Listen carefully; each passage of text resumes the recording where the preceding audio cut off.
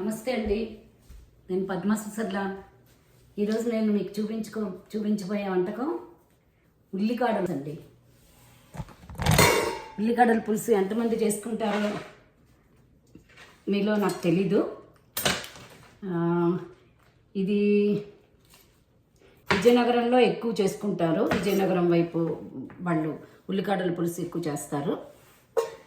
దీనికి కాంబినేషన్ ఏమో కందిపొడి అండి. ఇగో కందిపప్పు వేయించి రెడీగా కందిపొడి చేసేసి ఉంచాను. వేడివేడి అన్నంలో కందిపొడి కలుపుకుని ఉల్లిపాయ పులుసు పక్కన నలుచుకుంటే చాలా రుచిగా ఉంటుందండి.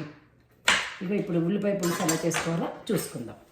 దీనికి కావాల్సిన పదార్థాలు ఏముంటాయి? ఉల్లికాడలు ఇప్పుడు ఇవి సన్నగా తరిగేసుకుందాం. అట్ల తది ఉపవాసం ఉండి అట్ల తది నూనె నోచుకునే వాళ్ళకి తెలుస్తుంది ఉల్లిపాయ పులుసు గురించి. అట్ల తది నూనె నోచుకునే వాళ్ళు ఏం చేస్తారంటే తెల్లవారుజామునే లేచి భోజనం చేయాలి కదా. తెల్లవారుజామున లేచి స్నానం చేయకుండానే మొహం కడుక్కుని భోజనం చేసేయాలి. భలే సులువైన నోము మాట అది. హాయిగా తిని ఉపవాసం ఉండడం అన్నమాట. అది మేము బాగా విజయనగరంలో ఉన్నప్పుడు మా ఫ్రెండ్ వాళ్ళ అమ్మగారు మా అందరి చేత చేయించేవారు అన్నమాట. మా భాను వాళ్ళ అమ్మగారు వద్దు బాబోయ్ మేము చేయమంటే చాలా కోప్పడేవారు. ఏం చేస్తారు, ఖాళీగానే ఉంటారు కదా, ఏం చేయండి అని చెప్పి దెబ్బలాడి మా అందరి చేత నోము చేయించేవారు. సో అందుకే దానికి ఏం చేయాలంటే ముందు రోజు రాత్రే అన్నీ వండేసుకుంటాం అన్నమాట. ఉల్లిపాయ పులుసు, నెక్స్ట్ ఏమో గోంగూర పచ్చడి, కందిపొడి, ఇవన్నీ ముందు రోజు రాత్రి రెడీ చేసేసుకుని అన్నం కూడా వండేసుకోవాలి. దీనికి చద్దీ నోము ఇది. అన్నం కూడా వండేసుకుని ఉంచేసుకుంటే పొద్దున్నే లేచి మొహం కడుక్కుని అవి తినేయడం. తెల్లవారుజామునే లేచి తినేసేవాళ్ళం. తినేసి అప్పుడు ఆడుకోవడానికి వెళ్ళి మిగతా అంతా అందరికీ తెలిసిందే కదా. ఇప్పుడు అదంతా నాకు ఎందుకు గుర్తొచ్చిందంటే ఇక ఈ ఉల్లికాడల పులుసు చేస్తుంటే మరి మొత్తం కథ అంతా గుర్తొచ్చింది. దానికి ఉల్లిపాయ పులుసు, కాడలు కాకుండా ఉల్లిపాయ పులుసు ఎక్కువ చేసేది. మా అక్క చాలా బాగా ఉల్లిపాయ పులుసు చేసేది. ఎంత బాగుండేదో. ఇవాళ కాడలు అనుకున్నాం కదా, ఇంకెందుకు మళ్ళీ ఉల్లిపాయలు కలపడం అని నేను కలపలేదు. ఉత్తి ఉల్లికాడలతో. ఇది పిల్లలు ఎవరు తినరు కాబట్టి అందుకు నేను 2 కట్టలు తీసుకున్నాను. ఇక్కడ మాకు అమెరికాలో దొరికే 2 కట్టలు. మీకు అక్కడ ఎలా దొరుకుతాయో తీసుకోండి.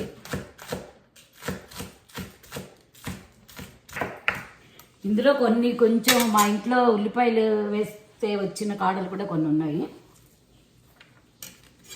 దీంట్లోనండి మీకు కావాలంటే ఏదైనా ఆనపకాయ ముక్కలు ఉంటే ఆనపకాయ ముక్కలు వేసుకోండి, వంకాయ వేసుకోవచ్చు, ఆనపకాయ వేసుకోవచ్చు. అంటే కొంచెం కలిసేవే వేయాలి. మరి ఇప్పుడు అన్నింటిలో మనం ఎక్కువ వెజిటబుల్స్ వేసేసుకుంటున్నాం కాబట్టి అలా వేసుకోవాలంటే వేసుకోవచ్చు. లేదా ఇంకా ఉత్తి ఉల్లికాడలతో చక్కగా చేసుకుందాం రండి. ఇది స్టవ్ వెలిగించుకున్నానండి. పోపు వేసేసాక అప్పుడు ఉల్లికాడలు అందులో వేసేద్దాం. ముందే పోపు వేసేసుకోవచ్చు. తరిగి కట్ చేసుకున్న ఉల్లికాడలు పక్కన పెట్టుకున్నాను. స్టవ్ మీద గిన్నె పెట్టి వేడి చేశానండి. ఇప్పుడు దీంట్లో మేము ఇద్దరమే తిన్నప్పుడు కొబ్బరి నూనె వేసుకుంటా అని చెప్పాను కదా. 1 చెంచా కొబ్బరి నూనె ఉంది. 1 చెంచా కొబ్బరి నూనె వేసాను.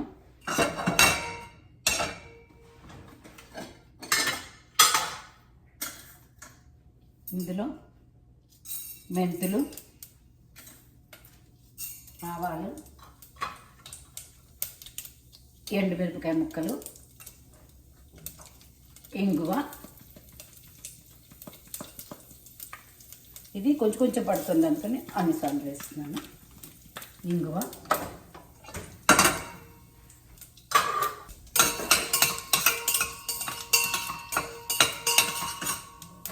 పోపు వేగిపోయిందండి. ఇప్పుడు ఇవి వేసేసుకుందాం.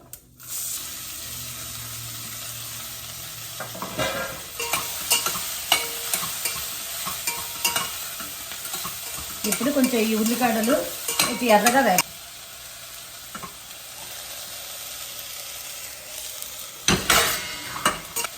ఈ లోపల మనం చింతపండు పులుసు రెడీ చేసుకుందాం. ఒక్కసారి ఇందాక సరిగ్గా చెప్పలేదు, ఒకసారి చెప్తున్నాను. దీనికి కావాల్సిన పదార్థాలు: ఉల్లికాడలు, చింతపండు గుజ్జు, కొంచెం తగినంత బెల్లం, ఉప్పు, కారం, పోపు దినుసులు, ఇంగువ, పోపులో వేసుకొని ఇంగువ. అంతేనండి. బెల్లం బెల్లం చెప్పానా, బెల్లం లేకపోతే అసలు పులుసే లేదు. ఒక పచ్చిమిరపకాయ కూడా కట్ చేసి వేసుకోండి. ఉడికిన పచ్చిమిరపకాయలు రుచిగా ఉంటాయి కదా, నేనైతే పడేయను. ఉడికిన పచ్చిమిరపకాయలు, కరివేపాకు అన్నీ తినేయడమే. కొంచెం పచ్చివాసన పోయేదాకా ఇది వేయించుకోవాలి.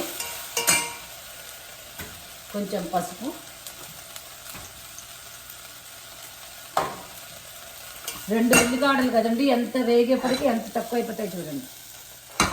మా ఇద్దరికే కదా ఒక పూట సరిపోయినా చాలని చెప్పి ఇంకా నేను వేరేవేమి ముక్కలు అవి వేయలేదు. కావలసి ఆనపకాయ ఉంటే ఆనపకాయ ముక్కలు అన్నింటిలో, దానికి ఆనపకాయకి ఒక ప్రత్యేకమైన వాసన అంటూ ఏముండదు, ఒక ఫ్లేవర్ ఏముండదు, అది అన్నింటిలో కలిసిపోతుంది. అందుకే నాకు ఎప్పుడు హ్యాండీగా ఆనపకాయ ఉంటే భలే ఇష్టం అన్నమాట. దాన్ని ఎందులోనే వేసేసుకోవచ్చు.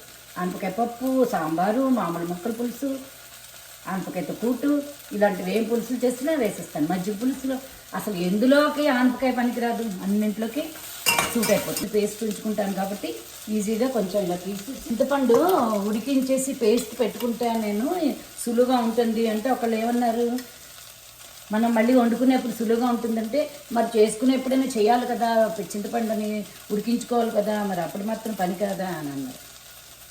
గరికపాటి వారు చెప్పినట్టు నమశివాయ అనుకుని పనే, ఎప్పుడైనా పనే, కానీ ఒక్కసారి చేసుకుంటే చాలా రోజులు అంత ఎక్కువ పని ఉండదు. చూడు, వేస్ట్ ఉండదు. చింతపండు అంతా చిక్కటి గుజ్జుగా ఇలా వచ్చేస్తుంది. అప్పటికప్పుడు చింతపండు తీసి మనం వేడి నీళ్ళలో వేసినా కూడా మొత్తం గుజ్జు రాదు, చాలా వేస్ట్ అయిపోతుంది. ఇక చూడండి, తీసుకుని చిక్కగా ఇవి బాగా దగ్గరకు వచ్చేసాయి, అంటే తక్కువగా అయిపోయాయి, పచ్చి వాసన పోయింది మాట.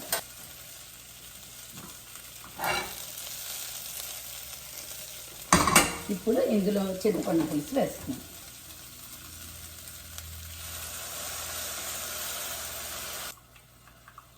చిక్కటిగా గుజ్జు వచ్చింది, ఇంతే చింతపండు పట్టింది.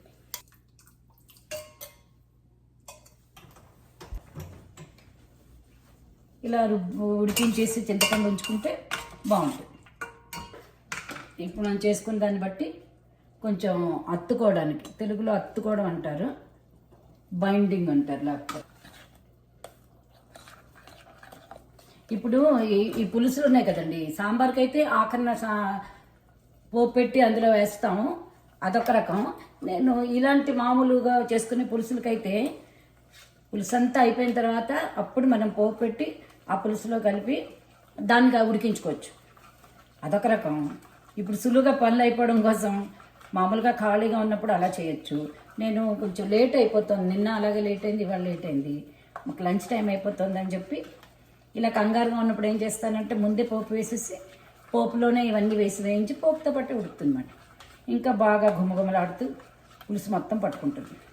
దీంట్లో చింతపండు పులుసు గుజ్జు కొంచెం దగ్గరగా వేసాం కాబట్టి కొంచెం పులుసు ఒక 1/2 గ్లాసు నీళ్ళు. ఇందులోకి కందిపొడి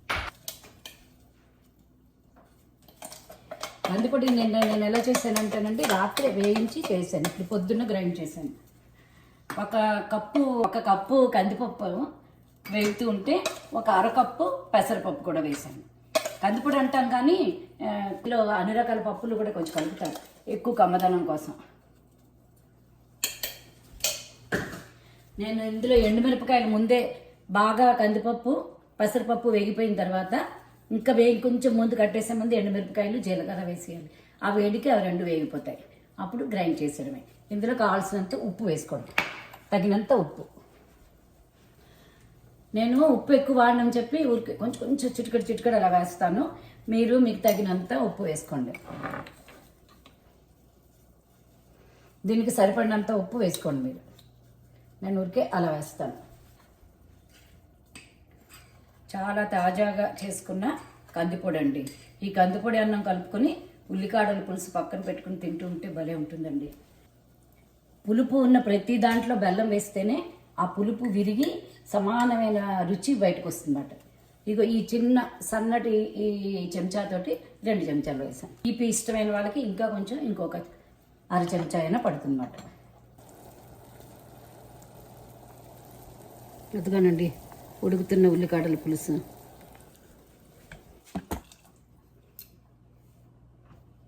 ఇది కొంచెం ఉడుకుపట్టాక అప్పుడు దీంట్లో ఆ బియ్యం పిండి నీళ్లు వేసి అప్పుడు కారం.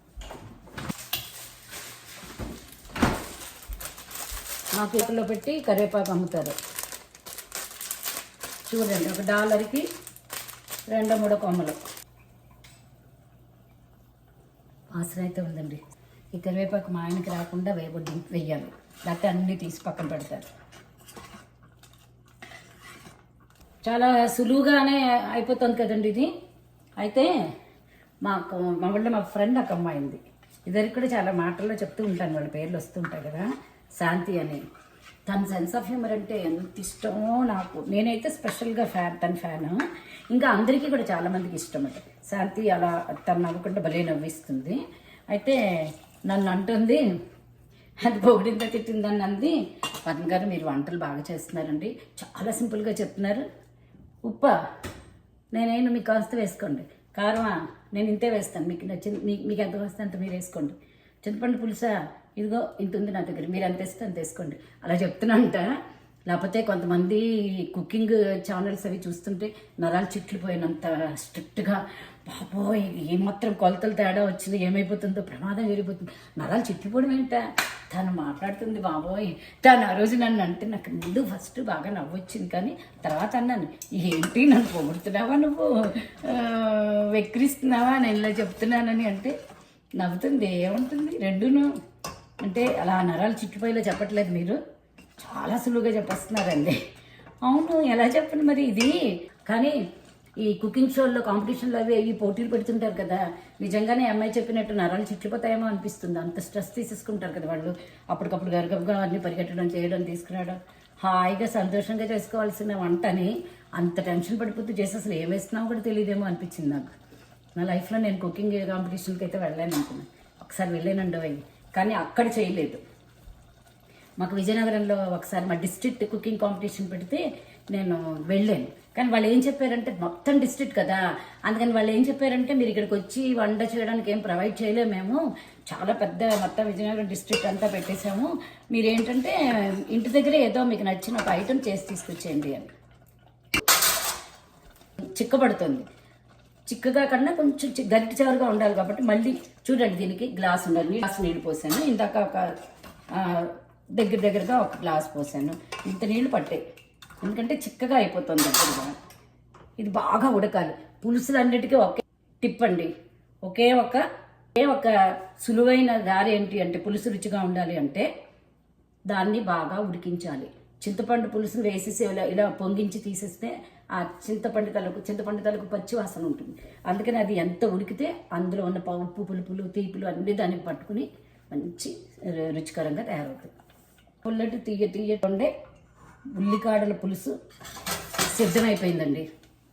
ఈ ఉల్లికాడ పులుసులోకి మీరు మీ ఇష్టం అప్పడాలు వేయించుకోవచ్చు, కందిపొడితో తింటారు కాబట్టి ఏం అక్కర్లేదు, కానీ లేకపోతే పెరుగు మిరపకాయలు వేయించుకుని తినొచ్చు.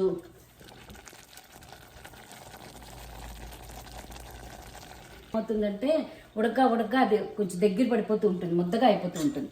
అందుకని దీనికి కొంచెం ముందే నీళ్ళు కూడా ఎక్కువ కాస్తే కూడా పోసుకోవచ్చు, కానీ ప్రస్తుతానికి ఇలా గరిటి జారుగా ఉంది కాబట్టి బాగుంది. అయిపోయిందండి, పెట్టేస్తున్నాను.